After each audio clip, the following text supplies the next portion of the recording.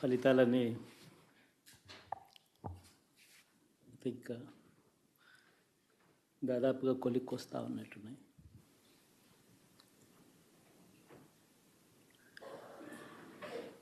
చూసిన ఫలితాలు జరిగిన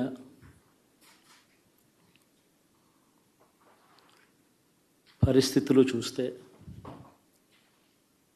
నిజంగా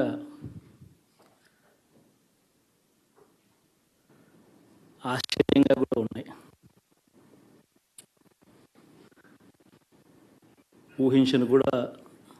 ఊహించలేదు ఇలా జరుగుతుందని, ఇలా వస్తాయని కూడా.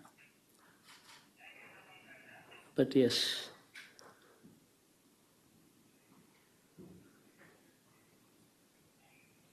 అమ్మఒడి అందుకున్న 53 లక్షల మంది తల్లులకు మంచి చేసిన, పిల్లలు బాగుండాలి, వాళ్ళ చదువులు బాగుండాలని తాపత్రయపడుతూ అడుగులు వేశాం. మరి అక్క చెల్లెమ్మల ఓట్లు ఏమయ్యాయో తెలీదు. 66 లక్షల మంది అవ్వాతాతలకు, వితంతులకు, వికలాంగులకు గతంలో ఎప్పుడు జరగని విధంగా మంచి చేశాం.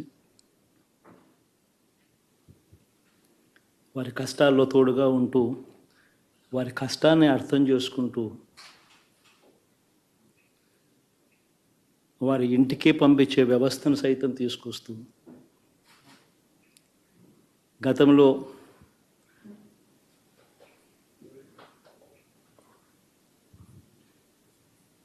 మా ప్రభుత్వం అధికారంలోకి రాకమునుపు ఇస్తూ ఉన్న చాలని పెన్షన్ నుంచి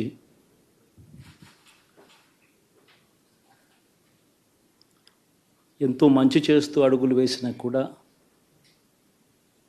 ఆ అవ్వాతాతలు చూపిన ఆప్యాయత ఏమైందో కూడా తెలియడం లేదు. దాదాపుగా 1,05,00,000 మందికి, పొదుపు సంఘాల అక్క చెల్లెమ్మలకు మంచి జరిగిస్తూ, వారి కష్టాలనే మా కష్టాలుగా భావిస్తూ, ఇచ్చిన ఏ మాట తప్పకుండా అన్ని రకాలుగా వాళ్ళకు అండగా ఉంటూ, ఆసరాతో తోడుగా ఉన్నాం,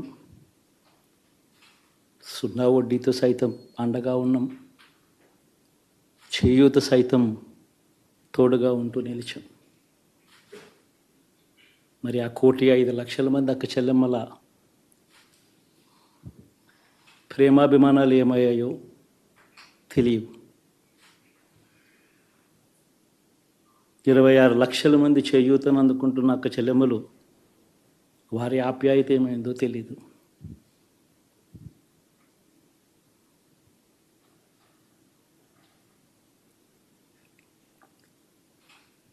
పిల్లల చదువుల కోసం ఏ తల్లి ఏ తండ్రి ఇబ్బంది పడకూడదు అని మొట్టమొదటిసారిగా పూర్తి ఫీజులు ఇస్తూ తీసుకొచ్చి అందగా నిలిచాం. చదువుల్లో ఎప్పుడూ చూడని మార్పులు తీసుకొచ్చాం. దాదాపుగా 12 లక్షల మందికి సంవత్సరానికి మంచి జరిగిస్తూ, ఆ పిల్లలు, ఆ తల్లుల అభిమానం ఏమైందో కూడా తెలియదు.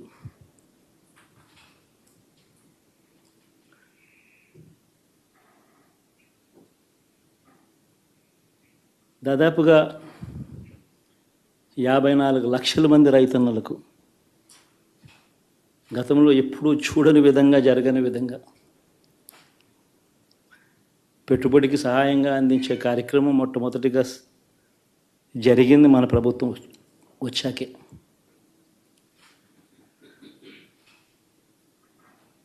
మరి అంతగా రైతన్నలకు తోడుగా ఉంటూ, రైతన్నలకు రైతు భరోసా ఇవ్వడం కానీ, సమయానికే వారికి ఇన్పుట్ సబ్సిడీ ఎప్పుడు జరగని విధంగా సీజన్ ముగిసేలోగానే ఇచ్చే కార్యక్రమం కానీ, ఉచిత ఇన్సూరెన్స్ కానీ, పగటిపూటే 9 గంటలు ఇచ్చే కార్యక్రమం కానీ, ఉచిత విద్యుత్ ఇచ్చే కార్యక్రమం కానీ, మరి ఆ 1,00,00,000 మంది రైతన్నల ప్రేమ ఏమైందో తెలియదు.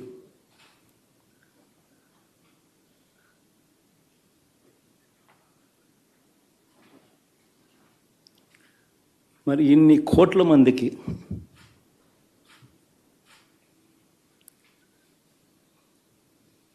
పేదవాడికి తోడుగా ఉంటూ ఆటో డ్రైవర్లు నడుపుకుంటా ఉన్న వాళ్ళు ఆటోలు తోలుకుంటూ టాక్సీలు తోలుకుంటూ ఇబ్బంది పడకూడదని వారికి అండగా ఉంటూ ఓ వాహనమిత్ర, నేతన్నలకు అండగా ఉంటూ ఓ నేతన్న నేస్తం, మత్స్యకారులకు తోడుగా ఉంటూ మత్స్యకార భరోసా, ఫుట్పాత్ మీద చిన్న చిన్న ఇడ్లీ షాపులు పెట్టుకొని నడుపుకుంటూ, చిన్న చిన్న బంకులు పెట్టుకొని నడుపుకుంటూ, చిన్న చిన్న వ్యాపారాలు చేసుకుంటా ఉన్న వీళ్లకు, నా అక్క చెల్లెమ్మలకు, నా అన్నదమ్మలకు మంచి జరగాలని ఆరాటపడుతూ వాళ్ళకు ఒక తోడు,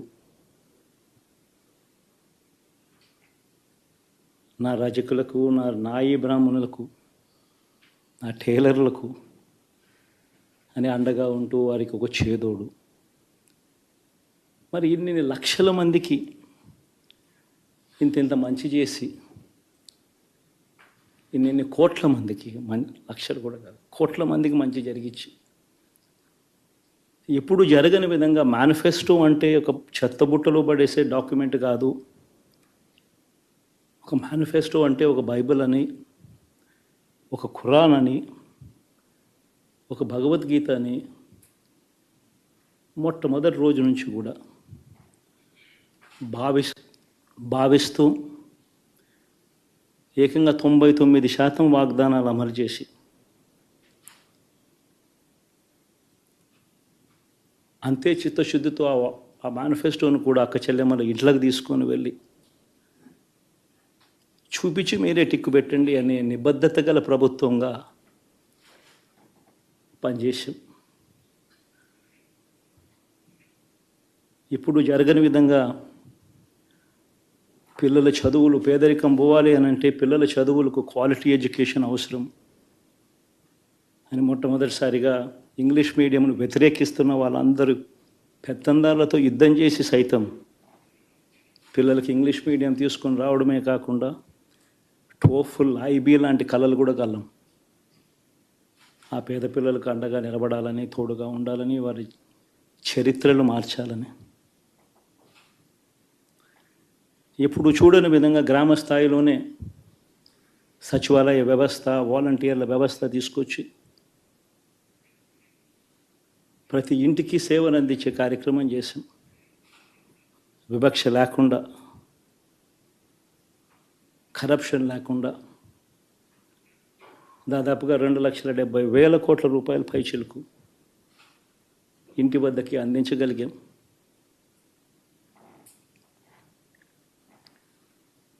ఇప్పుడు చూడని మార్పులు తీసుకురావడమే కాకుండా ఒక చదువుల రంగం అయితేనేమి, ఒక విద్యారంగం, ఒక వ్యవసాయ రంగం అయితేనేమి, ఒక వైద్య రంగం అయితేనేమి, ఏ పేదవాడు ఎప్పుడూ ఇబ్బంది పడకూడదు అని ఎప్పుడు ఊహించని విధంగా మార్పులు తీసుకొస్తూ పేదవాడికి అండగా నిలబడగలిగాం. విమెన్ ఎంపవర్మెంట్ అంటే ఇది, మహిళా సాధికారత ఇది అంటే ఇది అని ప్రపంచానికి చాటి చెప్పగలిగాం. సోషల్ జస్టిస్ అంటే, సామాజిక న్యాయం అంటే ఇది అని ప్రపంచానికి చూపించగలిగాం. మరి ఇన్ని గొప్ప మార్పులు చేసిన తర్వాత,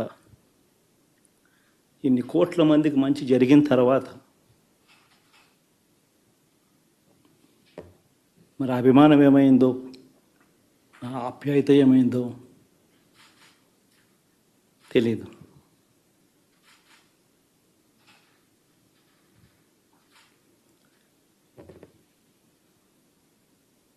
ఎవరో మోసం చేశారో, ఎవరో అన్యాయం చేశారో అని చెప్పి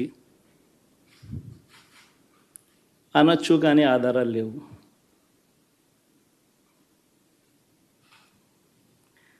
ఏం జరిగిందో దేవుడికి తెలుసు. పెద్ద నేనైతే చేయగలిగింది ఏమీ లేదు. ప్రజల తీర్పు తీసుకుంటాం, కానీ మంచి చేయడానికి మాత్రం ప్రజలకు తోడుగా ఖచ్చితంగా ఉంటాం. వాయిస్ ఆఫ్ ది వాయిస్లెస్ కింద ఈ పార్టీ తాను చేయాల్సిన పని తప్పకుండా చేస్తుంది. పేదవాడికి అండగా ఉండే కార్యక్రమంలో ఎప్పుడూ కూడా పేదవాడికి తోడుగా ఉంటూ గలం విప్పుతుంది, పేదవాడికి అండగా నిలుస్తుంది. పెద్ద పెద్ద వాళ్ళ కూటమి ఇది, ఢిల్లీలో సైతం శాసించే పరిస్థితుల్లో ఉన్న కూటమి ఇది. ఆ కూటమిలో ఉన్న బీజేపీకి, ఆ కూటమిలో ఉన్న చంద్రబాబు గారికి, ఆ కూటమిలో ఉన్న పవన్ కళ్యాణ్ గారికి, అందరికీ కూడా వాళ్ళ గొప్ప విజయానికి అభినందనలు.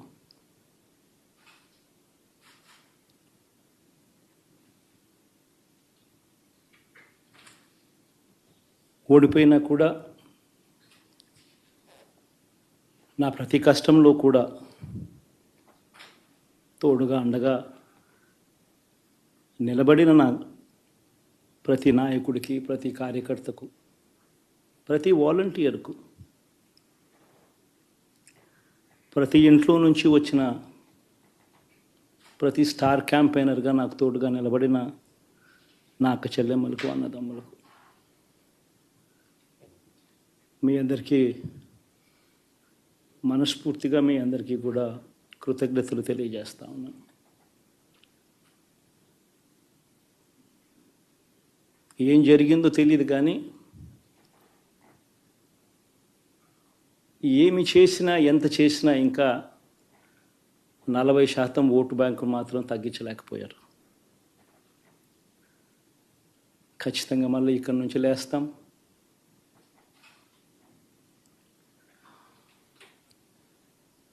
మళ్ళీ ఇక్కడి నుంచి గుండె ధైర్యంతో నిలబడి మళ్ళీ లేస్తాం.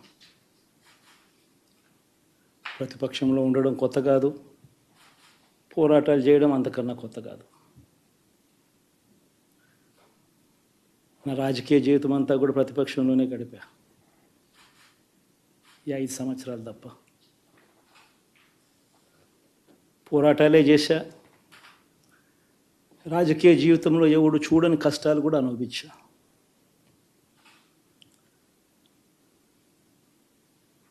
ఇప్పుడు అంతకన్నా కష్టాలు ఏదైనా పెట్టినా కూడా సిద్ధంగా ఉన్నాం, సిద్ధంగా ఎదుర్కొంటాం.